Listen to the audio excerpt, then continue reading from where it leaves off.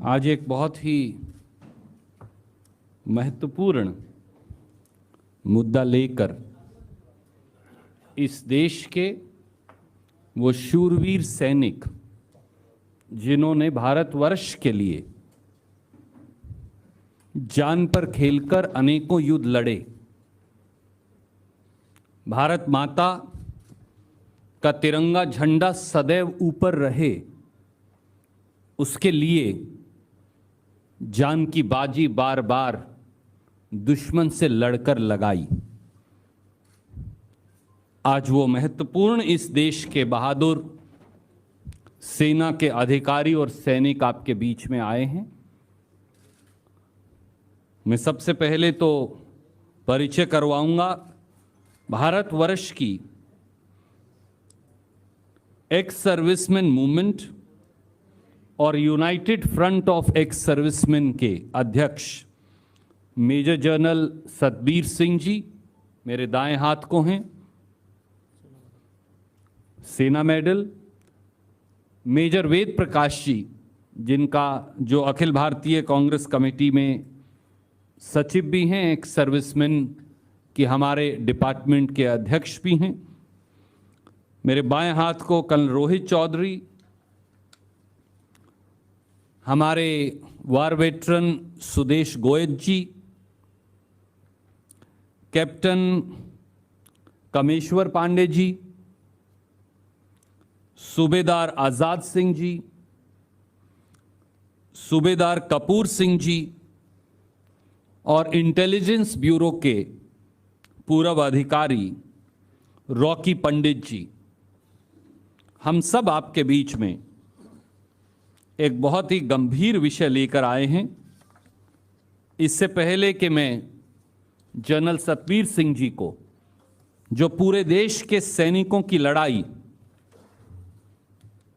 पहले बॉर्डर पर लड़ते थे और अब पूरे देश में लड़ते हैं, उनको अनुरोध करूं, उससे पहले संक्षिप्त में मैं कुछ कहना चाहूंगा।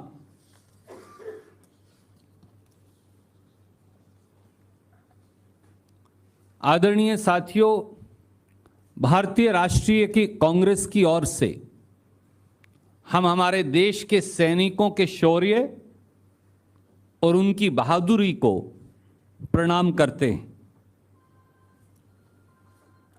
हमारे देश के बहादुर सैनिकों ने 1947, 1962, 1965, 1971 और 1999 की लड़ाइयों में न केवल दुश्मन के दांत खट्टे किए, पर सर धड़ की बाजी लगाकर भारत माता का तिरंगा झंडा सदैव ऊंचा रखा।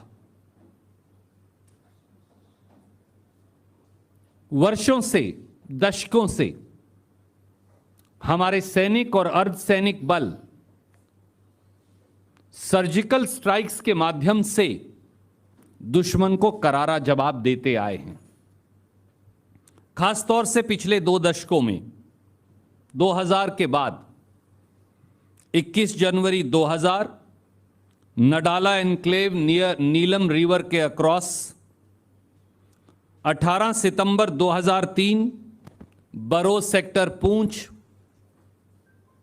19 जून 2008 भट्टल सेक्टर पूंछ, 30 अगस्त 1 सितंबर 2011 Sharda sector across Neelam river valley Kel, 6 जनवरी 2013 सावन पात्रा चेकपोस्ट हिंदुस्तान पाकिस्तान बॉर्डर, 27-28 जुलाई 2013 नाजापीर सेक्टर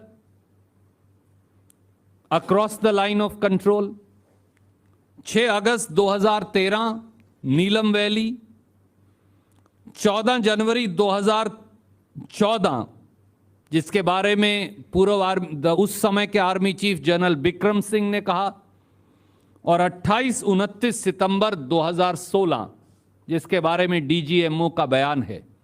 हमारे सैनिकों के शौर्य ने पाकिस्तान से आने वाले आतंकवाद के दांत लगातार खट्टे किए हैं। 28-29 सितंबर 2016 के बाद भी भारतीय राष्ट्रीय कांग्रेस अध्यक्ष राहुल जी और उस समय की कांग्रेस अध्यक्षा सोनिया गांधी जी ने सेना की उनके शौर्य के लिए सराहना की थी और साहस बढ़ाया था। पर सच्चाई एक और भी है। आज के प्रधानमंत्री श्री नरेंद्र मोदी और उनकी सरकार राष्ट्रीय सुरक्षा से घोर खिलवाड़ कर रही है और राष्ट्रीय हितों के साथ विश्वासघात। मैं फिर दोहराता हूं, प्रधानमंत्री मोदी जी देश के हितों के साथ विश्वासघात और राष्ट्रीय सुरक्षा से घोर खिलवाड़ कर रहे हैं। सेना के शौर्य और बहादुरी, सेना के बलिदान का इस्तेमाल मोदी जी और भारतीय जनता पार्टी वोट बटोरने के लिए तो करते हैं, परंतु जब राष्ट्रीय सुरक्षा और राष्ट्रीय हितों की बात आती है, जब सैनिकों की पक्षधर बात आती है, तो देश की सेना और सैनिकों के हकों के साथ प्रधानमंत्री मोदी विश्वासघात करते हैं। इसीलिए कहते हैं कि कुर्बानी सैनिक की, महिमा मंडन मोदी जी का और वोट बटोरे भारतीय जनता पार्टी, अब ये नहीं चलेगा। और हम 10 सवाल लेकर प्रधानमंत्री मोदी से आपके बीच में उपस्थित हुए। पहला सवाल, मोदी जी, आपने देश के सैनिकों को 1 रैंक 1 पेंशन से महरूम क्यों किया? उसकी चर्चा जनरल सतबीर सिंह जी आपसे करेंगे, मैं उसे इलैबोरेट नहीं करूंगा। मोदी जी, आपने राष्ट्रीय सुरक्षा के साथ खिलवाड़ क्यों किया? क्या यह सही नहीं कि पिछले 52 महीनों में अकेले जम्मू कश्मीर में पाकिस्तान द्वारा आ रहे आतंकवाद में 414 सैनिक वीरगति को प्राप्त हुए और 380 से अधिक 260 से अधिक नागरिकों की जान गई? क्या यह सही नहीं कि 16 बड़े उग्रवादी हमले 26 मई 2014 के बाद मोदी सरकार की नाक के नीचे हुए?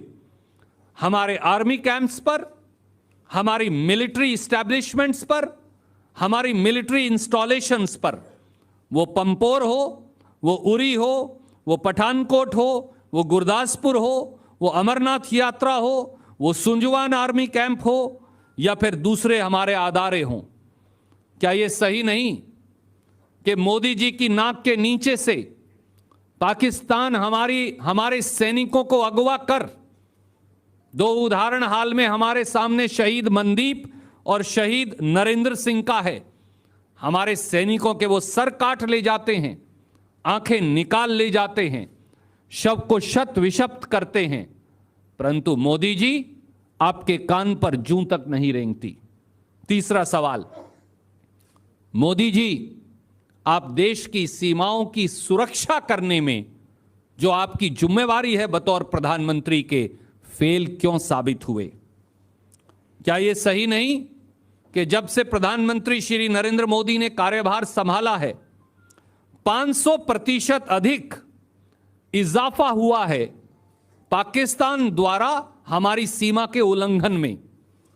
3000 से अधिक बार 26 मई 2014 के बाद पाकिस्तान ने भारत की सीमा का उल्लंघन किया। सरकार क्या कर रही थी? क्या यह सही नहीं कि हमारे सैनिकों की वो शौर्य गाथा जो उन्होंने 28 सितंबर 2016 को लिखी, उसके बावजूद भी हमारी सरकार राजधर्म नहीं निभा पाई? मोदी जी राजधर्म में विफल साबित हुए और 28 सितंबर 2016 के बाद भी 1604 बार युद्ध विराम का भी उल्लंघन हुआ और अंतर्राष्ट्रीय सीमा और हमारी सीमा का उल्लंघन भी हुआ और 29 जवान शहीद हुए। ऐसा क्यों? चौथा सवाल, मोदी जी, आपने कुख्यात बदनाम उग्रवाद की संरक्षक और जननी पाकिस्तान की इंटर सर्विसेज इंटेलिजेंस को 27 मार्च 2016 को पठानकोट उग्रवादी हमले की जांच के लिए क्यों बुलाया था?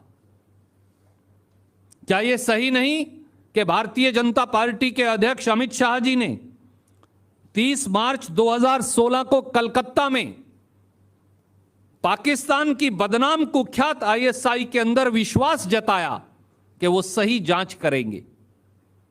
क्या यह सही नहीं कि उसी उग्रवाद की जननी पाकिस्तान की आईएसआई ने वापस पाकिस्तान जाकर 5 अप्रैल 2016 को भारत पर इल्जाम लगाया कि पठानकोट में हमने अपने सैनिक खुद मारे थे? क्या यह सही नहीं कि आईएसआई के पूर्व प्रमुख लेफ्टिनेंट जनरल अस्साद दुरानी ने आईएसआई के बिहाफ पे यह कहा कि आईएसआई मोदी जी को हिंदुस्तान का प्रधानमंत्री बना देखना चाहती है?